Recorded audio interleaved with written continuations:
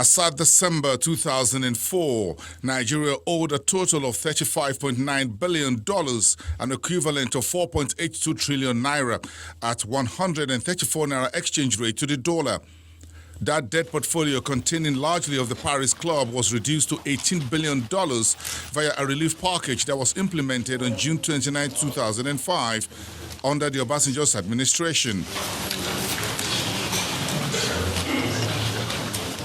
Nearly 15 years on, Nigeria today has a higher debt portfolio of $81 billion, an equivalent of 25.7 trillion naira at 360 naira exchange rate to the US dollar. In the past 8 years, Nigeria's debt increased by 128%, with servicing accounting for nearly 50% of the country's revenue, according to October 2019 IMF report. In Budget 2020, Nigeria will sink 2.45 trillion naira into debt servicing, and more borrowing is on the way next year via the World Bank.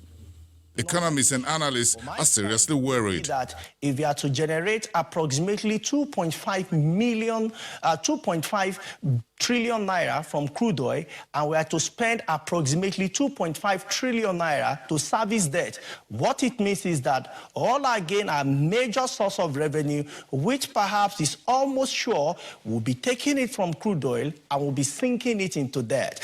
Government officials, however, maintained a different stance on debt portfolio. Nigeria is not in debt crisis, but a revenue problem, says the country's minister in charge of finance, budget and national planning. Nigeria does not have a debt crisis. Our total borrowing today is just under 20% of our GDP, while the multilateral institutions project for an economy our size to borrow up to 50 to 55% of our GDP. What we have is a revenue problem. Nigeria is going through a rough patch, at least since global oil price crashed in 2014.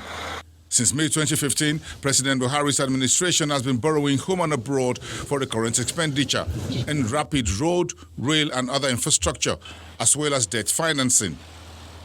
The country's revenue is, however, not growing at the same pace, pushing the government into a fiscal deficit financed by expensive borrowing from the central bank and other sources. In the first half of 2019, Nigeria's current account turned into a deficit. Gross reserves now around $40 billion. At the just concluded World Bank IMF meetings in Washington, Nigeria was advised on how to rebalance its debt.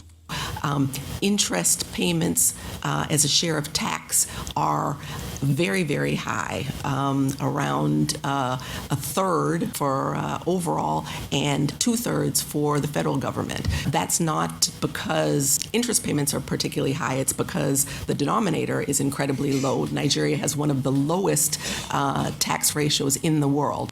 As Nigeria struggles to shore up its revenue portfolio by way of higher taxes and expansion of the tax bracket, including other creative sources, the country's expenditure is expanding to include new higher minimum wage, petrol subsidy, among other things. Balancing the country's fiscal imbalance will require more than the current policy thrust, says the IMF in its October report on Nigeria. The debt clock is ticking for the administration.